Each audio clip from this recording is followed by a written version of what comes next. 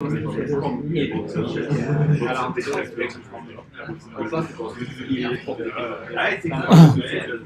let's continue.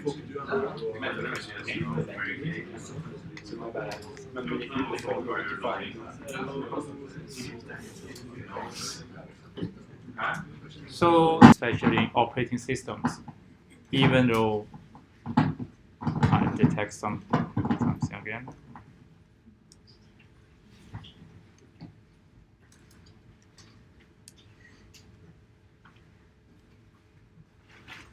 And also in some other systems, not necessarily operating systems, like in web-based systems. I think I need to change another micro.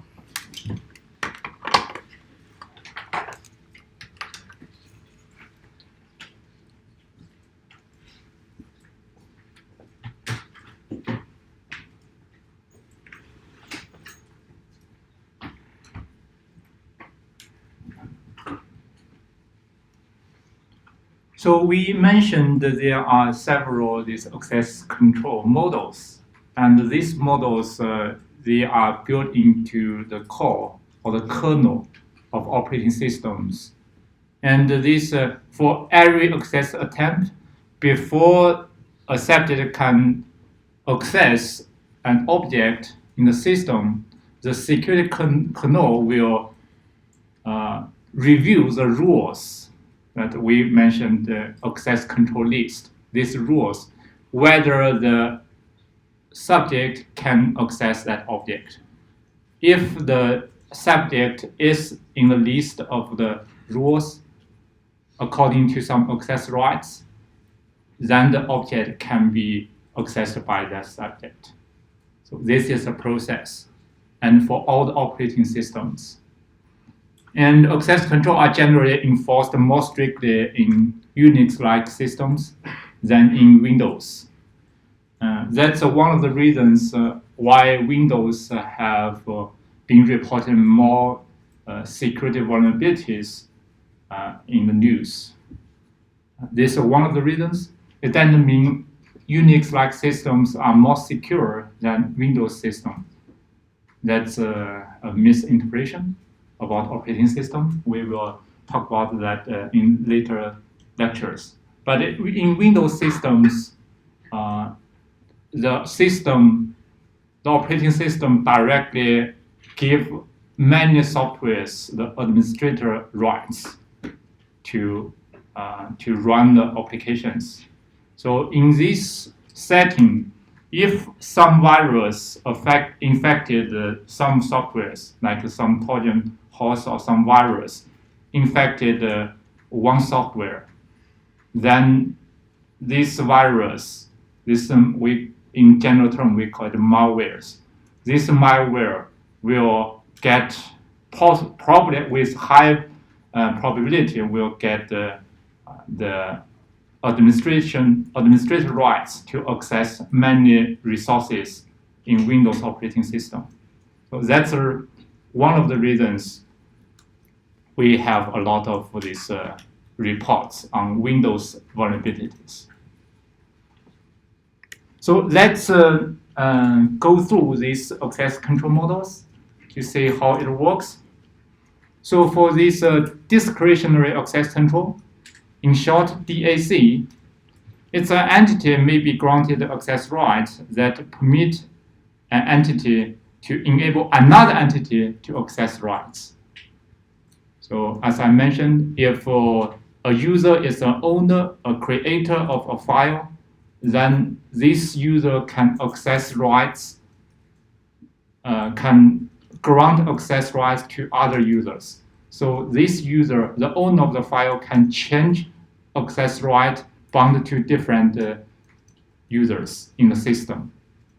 We will demonstrate this in Linux operating system later on. And it's widely used. Of course, this model has some limitations. So when we require higher security level to protect our system, then this is not the ideal situation, especially when it comes to the boot process. When you boot your your laptop. Then the operating system talk to the hardware resources. Then this discretionary access model has some vulnerabilities. And in this case, the mandatory access control takes place. We will introduce this later on. And we mentioned this access control list, also access rights, and how we implement this, how we implement the idea of this access control list. Like we mentioned, we have in the system, we may have a list of subjects, users, processes, softwares, and we may have a list of files, resources. So a natural approach is to have a big matrix. So the subjects indicates the rows of the matrix, and the objects indicate the columns of the matrix. And in each entry in this matrix, then we can specify what are the access rights for this subject to access the certain objects. This implementation method is called the access matrix. But in many cases, because especially in more secure systems, some subjects, they have no rights to access a lot of files. Then this matrix, in most of the cases, would be very sparse. And it is a waste of this memory when we try to implement it. There are three different approaches to implement this idea. One is called this access control list. So basically, for each object, it lists all the subjects that has specific access right to these objects. Then for the other subjects, then we don't implement. So we just implement the subjects that can access certain objects. So this access control list is based on objects. Another way is this called the capability list. So it's implement respect to subjects. So for each subject, list the objects that this subject can access. This is another way. And also we can directly create a table. This table is not necessarily this access matrix. It's a more compact table. So it just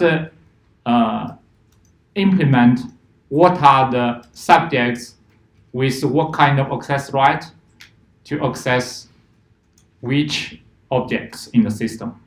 So for example, for the first one, this access matrix, you see this matrix, we have 3 users here, user A, B, C, and we have 4 objects.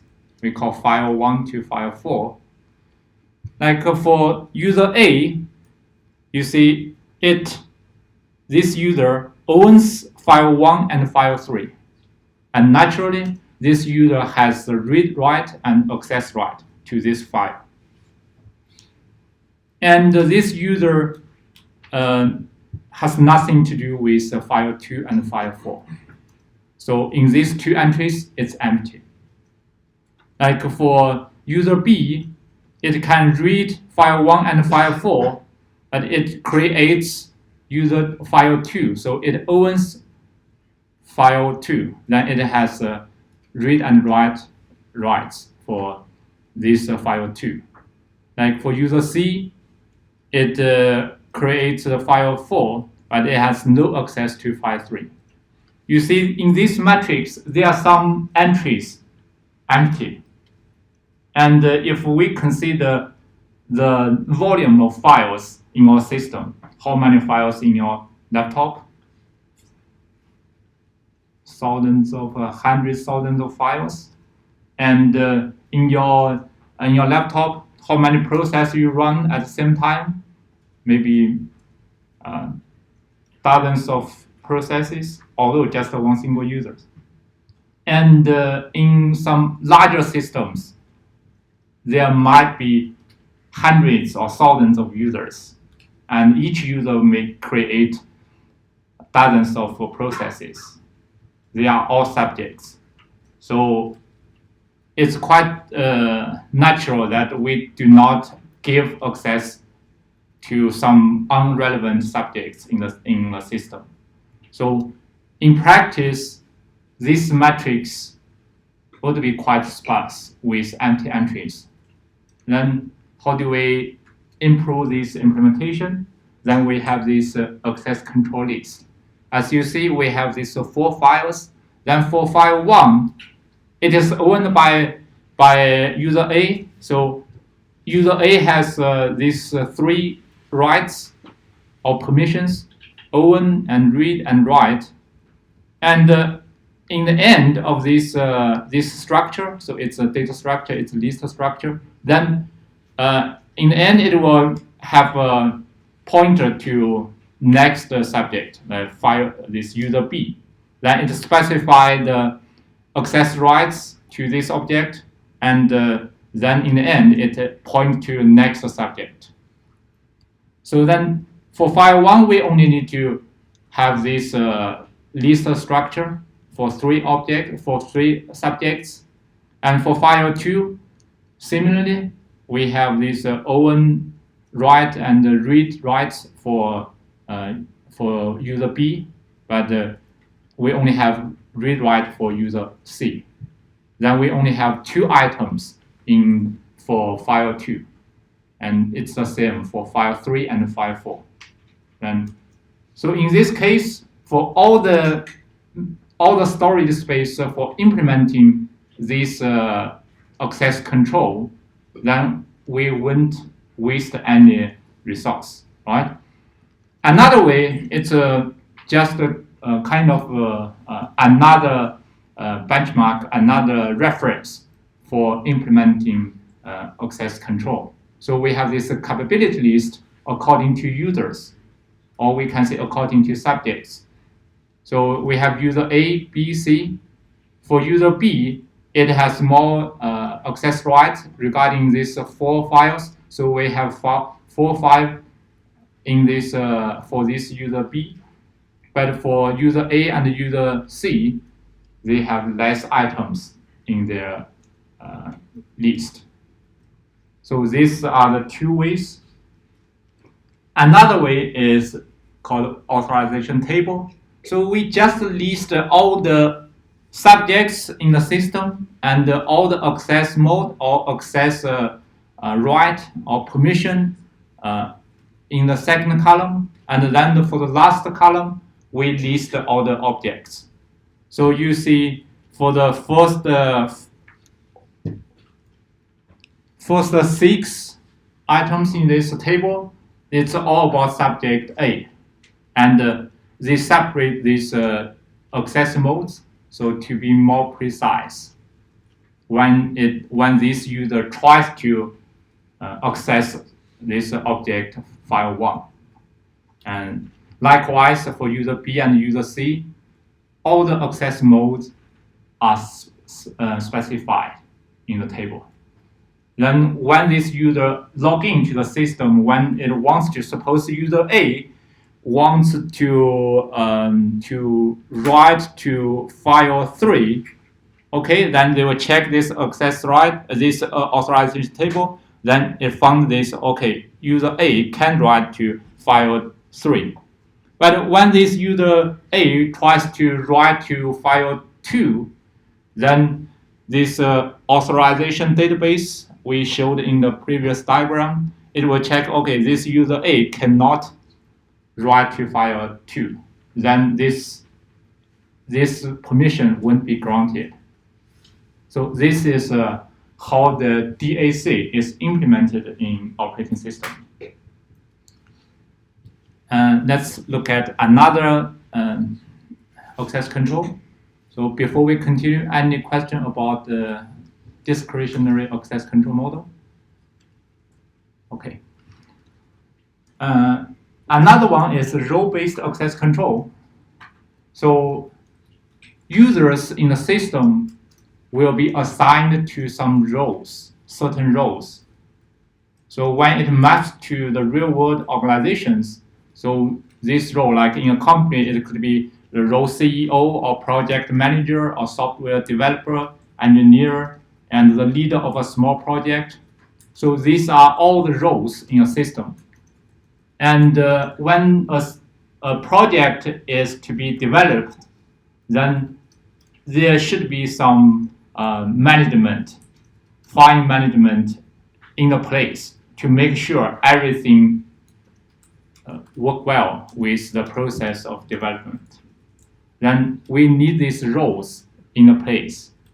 After these roles is assigned to the users, then we forget about the users in the system. We only focus on the roles in the system.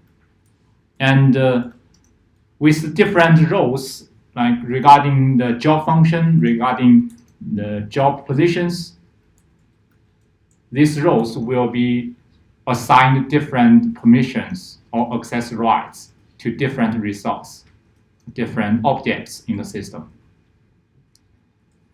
So, as I mentioned, these roles typically indicate some job functions and positions in our organization. And users sometimes may be assigned multiple roles. It's not necessary a user can only be assigned one role. Like in this case, sometimes it's static, sometimes it's dynamic. For example, in MeetVIB, I have a role as an instructor, so I can upload slides, I can make announcement, all these things.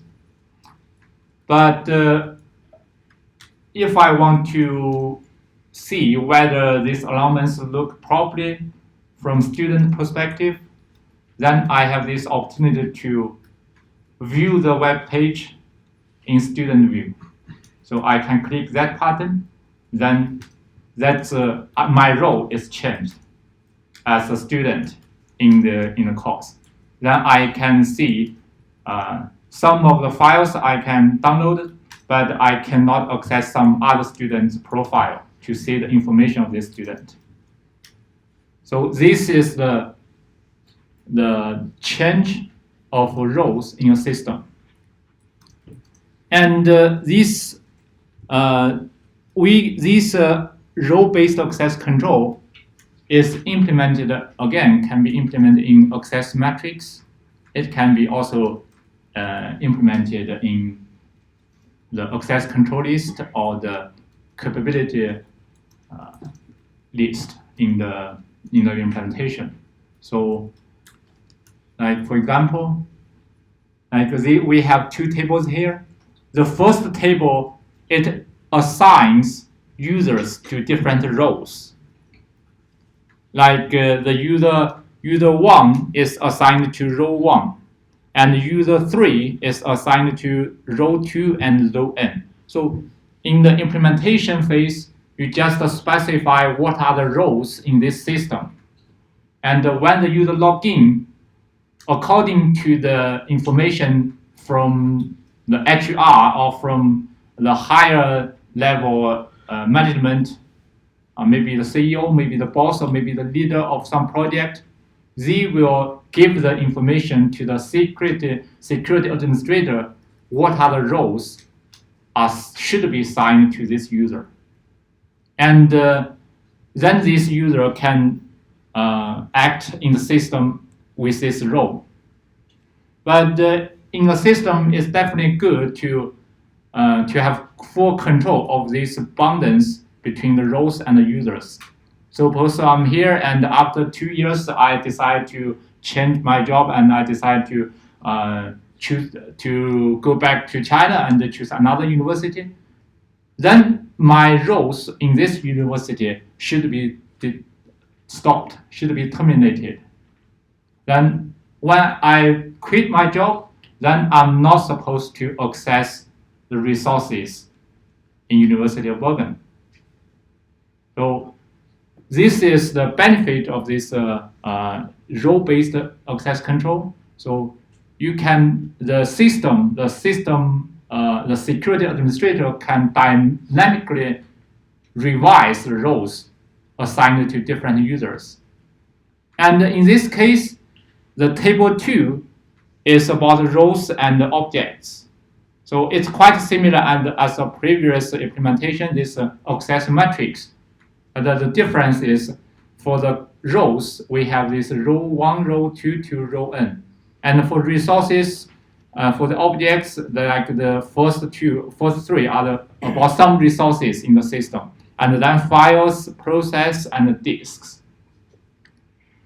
So in this system, if a user quit the job or quit some project, then we only need to update the first table. And if a new user coming to fill in this person's position, then we just update the user.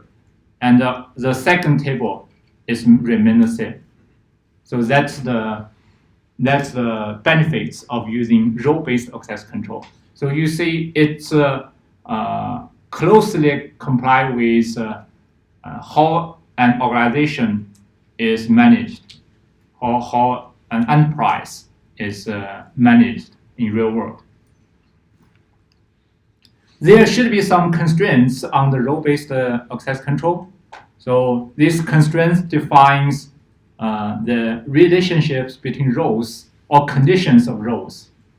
And in general, because it maps properly the organization in the real world, so a higher role includes all access rights of lower role. That's quite natural, right? If a project leader, they want to track all the development process, then this leader should be able to access the software engineer and developer in his team, what's going on and the progress of the project. And also this another term, this cardinality. So it's a maximum number of respect to roles. So in some systems, there should be some limit number of the roles that a user can be assigned. It shouldn't be like a user can be assigned all the roles in a system. Then it's in most cases, the first thing is not necessary, and the second thing is it could cause some security compliance because of this specific user. They may have some vulnerability, like if this user is attacked by social engineering, and then some access, some resource is given access to some other attackers. So to minimize, to reduce these potential vulnerabilities, then in some systems, the role, a specific user is assigned certain number of roles. And for the objects, and the objects can, here it's not, the second one is the maximum number of roles a user can be assigned to. Yeah, these two are different. These users can, how many roles a user can be assigned. The second one is how many, the first one is how many users a role can be assigned. The second one is how many roles a user can be assigned. So these two are from different perspectives. To have this certain restriction on the roles and the users. And also, it also mentions in some systems the maximum number of roles that can be granted particular access rights. So for some access rights, it might be quite privileged. So it's better to restrict how many roles can have these privileged rights. It's like in a system, in a company, then the CEO or maybe the president of the company, they have specific privileged rights. And these rights shouldn't be released to the lower level employees in the company. Right? And there's also this prerequisite. So some conditions upon which user can be assigned a role. This is also about this hierarchy of the roles in a system. It's about the hierarchy of the roles in a company, in an organization. Like here, I'm an instructor, I'm a social professor. I first should be an employee in the university. And on top of it, then I could be promoted. Right? For the head of department, it's the same. So in the beginning, she's employee in the department, and then she's promoted as a associate professor, and then promoted as the head of department. So it should be steps by step. So it's like how your career will develop in your future. So this is the basic introduction about role-based access control.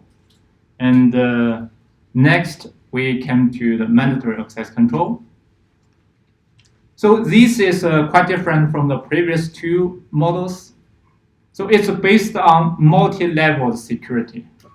So in the system, each subject and each object will be labeled with some security levels. Like in this case, it's just an example. So we have this classification about security. We have top security, security classified, unclassified.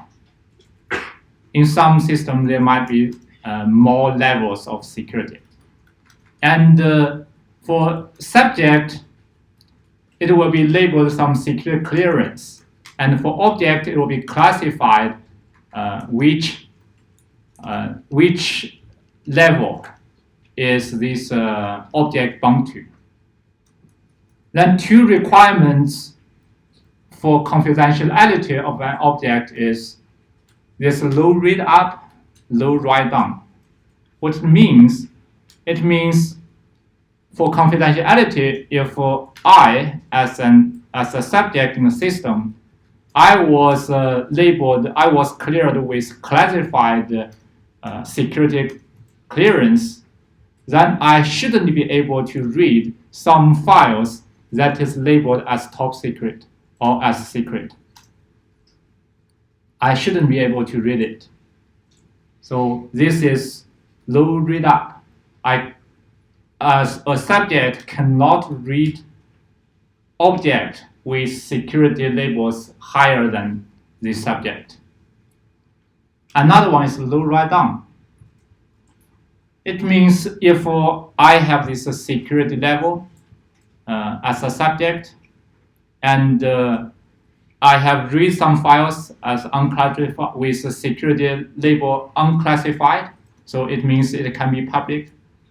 Then for security reason, I shouldn't be able to write anything on this unclassified. Does it make sense? Because I may know, as a subject, I may know some secret information or classified information.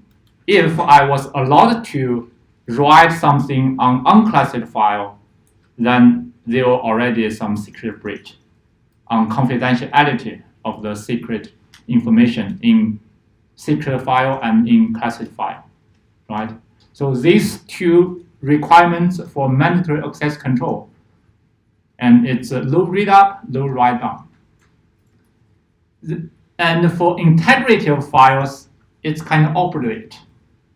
To make sure a file cannot be modified by a subject, then we should have this low write up. So a subject cannot write to some files that for integrity with this file with a higher security label or security classes than this subject. So you can consider the first one as this confidentiality in the military base. So a soldier can write report to the journal, but it's not obsolete. It's this certain status, this journal, they shouldn't be able to allow. They shouldn't be allowed to write something on the report to the soldier. And all these clearance and classifications about subjects and about objects are determined by the administrator in the system. It's not determined by subjects or determined by objects themselves. And these users in the system cannot override this security policy. So at this level, it's about the management level. So it's about how the policies is planned and is carried out in the system. So a user, a subject in the system shouldn't be able to override this policy. Otherwise, it's a breach of security. Does it make sense? Yeah. So in many operating systems, in fact, in the framework of the operating systems, we have already integrated the MAC, the mandatory access control in the systems. And for Linux, they have this SE Linux. It's a kernel that is available to most of Linux distributions. And also for this ARM, you can search out on Wikipedia, and it's a more secure implementation regarding access control because they directly implement mandatory access control. And for other Linux distributions, there's this trusted BSD, and it's used in FreeBSD and also in macOS systems. And for the Windows, you see Windows, in the series of Windows systems, they emphasize integrity instead of confidentiality in the access control. When we consider this access control, we concern about this CIA triad about the object, right? And especially for files, then we consider confidentiality and integrity more often than availability if it's in a system, not in a website, web servers. So the last one is attribute-based access control. And it uses some attributes of any part in a system to define the allowable accesses. So these attributes can belong to subjects, can belong to objects, can belong to specific context or access rights, here these actions. And for example, for subjects, this clearance, that's what we mentioned in mandatory access control. And for position title, it's in this role-based access control.